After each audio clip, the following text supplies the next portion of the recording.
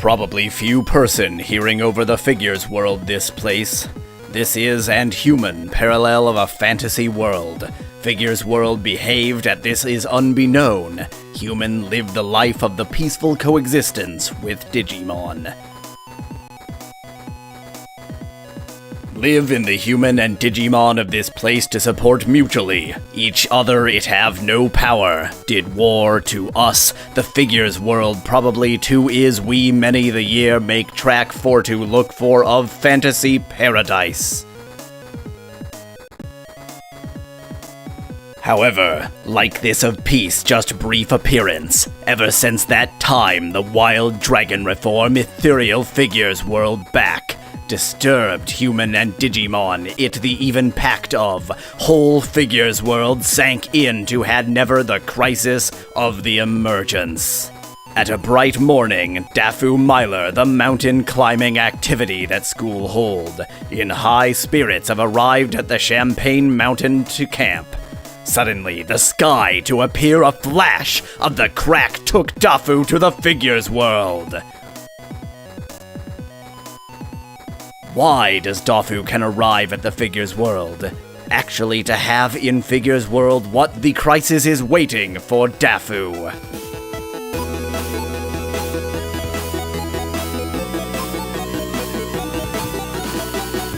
Welcome to Obscuros Ludos. I play obscure games. Are you familiar with Digimans?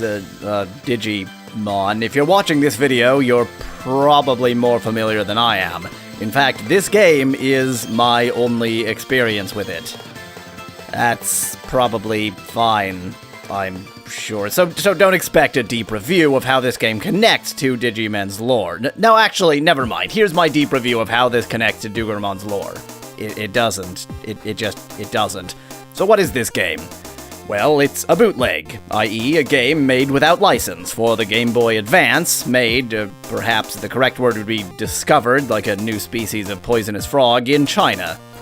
Nobody's entirely sure where this game comes from, but it may have been made by Guangyu Kejiu Xianggongci, which translates literally as Guangyu Technology Company Limited, but they style themselves in English as Vast Fame, because of their vast fame. An odd amalgamation of cultural elements in China allows this to exist, with a significant wealth gap and general disdain for copyright law being particular contributors.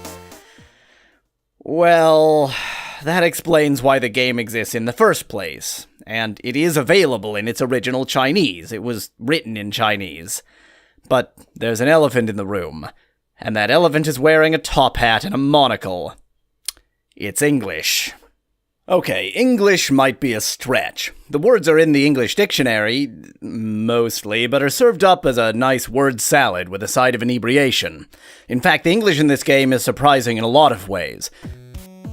There are usually three ways for something to be badly translated. 1. Machine translation. While machine translation has improved incredibly in recent years, it still ain't perfect, and a common result is word-for-word translation that makes no sense in the target language because it isn't idiomatic. For example, in Chinese, there is no word for yes, per se. To say yes, you repeat the verb. So if someone asks in Mandarin, 你是大夫吗? i.e., you're Dafu, the verb there is 是, so you respond with 是. Which is to be, or in this case, I am. You're Dafu, I am. In this game, the characters say am for yes, clearly a direct translation of sure, with no knowledge of English idioms. Moreover, this game uses some words that are valid and correct, but rare and non-idiomatic, like vim and prolixity. 2. Translation by novices. Novices are less likely to make the mistake of word-for-word translation like machines, but will misspell words or confuse similar-sounding words. The common restorative item in this game is a cookie, spelled wrong, and there are a few other such mistakes, like using the wrong form of your. And 3. Translation by proxy. A famous example of this is the tuck under to nern instructions on a packet of chopsticks that were common in the United States about a decade ago. Probably someone translated these instructions correctly, wrote them down, and then handed them to someone who didn't know English, and so mistook TH for TN and M for RN, because they look similar. This case is hard to identify sometimes, but there are a few places in this game where the translation is dangerously close to being perfect, but makes mistakes one wouldn't expect to find in an otherwise perfect translation. You may have noticed that while talking about these translation problems, I suggested that this game suffers from all three, and that's exactly what's so strange. Usually yes is am, but sometimes yes is yes. Usually every word is spelled correctly, but they form sentences that are nonsense. And then sometimes the sentence structure is fine and understandable, but the spelling is atrocious. It's like this was translated by different people, at different times, using different techniques, then thrown together in a blender. This is not your average case of bad translation. Translation this bad takes effort. So after that translation, what is this game?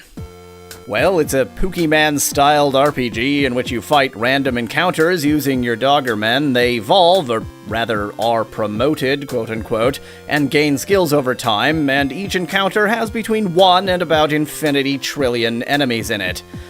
I record all of this for videos, and in videos I usually cut out battles, so I have a very good sense of what portion of the gameplay is battles in an RPG.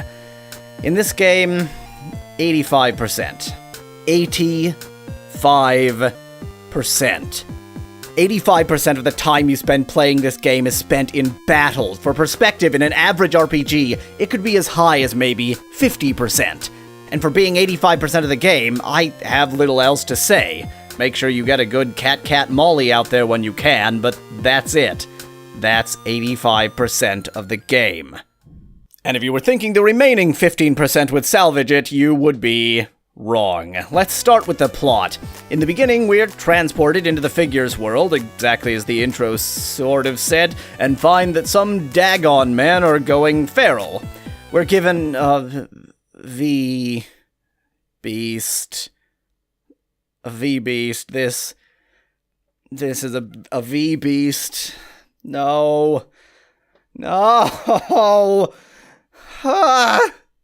So, Dafu, you say you went to a figures world where you met a V-Beast with big, gnashing teeth. Dafu, tell me about your relationship with your mother. Anyway, we stick this V-Beast in our pocket and go to investigate what's going on. Turns out some group called Wild Dragon Reform is off feralizing the Digimons, and also kidnapping people for no obvious reason. We defeat them here and discover that they're collecting black crystals in lovely shades of any color but black, with one evil plot and one dark crystal in each area.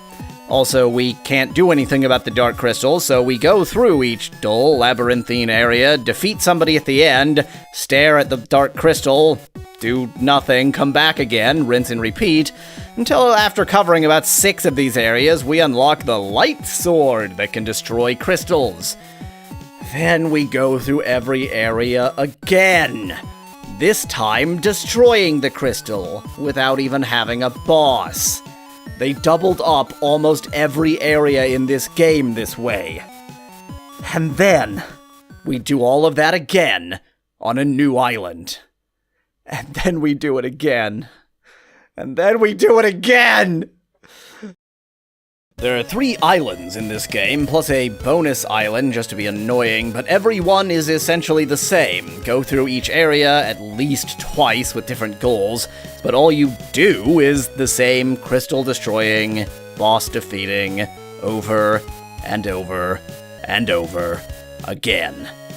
And I've now told you the whole story. Well, if the story's that flawless, the gameplay is surely great too! I already talked about the time sink that is battles, but what about the rest of the game? Well, the music is actually pretty great, which almost certainly means they stole it, but it is ruined by a bad music engine that resets the track every time you change a screen. The actual battle engine is fine, I guess, and of course you have to choose between air bulb and air bulb. Thanks, translators. The battles are mostly pretty easy, although tedious. The major flaw in it is that the enemy AI seems to be completely random, and they have stunning moves with no way to defend against them. so enemies can stun-lock your dirge men indefinitely, more or less at random, unpredictably. Great. Luckily, such enemies are restricted to only a few of the areas, so for the most part, the problem is just tedium. The bosses tend to be slightly easier than the enemies, actually, since they come in groups of 1, and the enemies come in seemingly never-ending barrages. And a couple bosses are particularly easy since you can just walk around them. Good job on the map design, guys. Since the battles are mostly easy, items are mostly useless. I love me some chicken vim or sorcery in a can, but I only used simple restorative items in the whole game. And you'll quickly max out your 65,535 gold, that is 2 to the power of 16 minus 1 gold, and need to spend it just to pick up any more.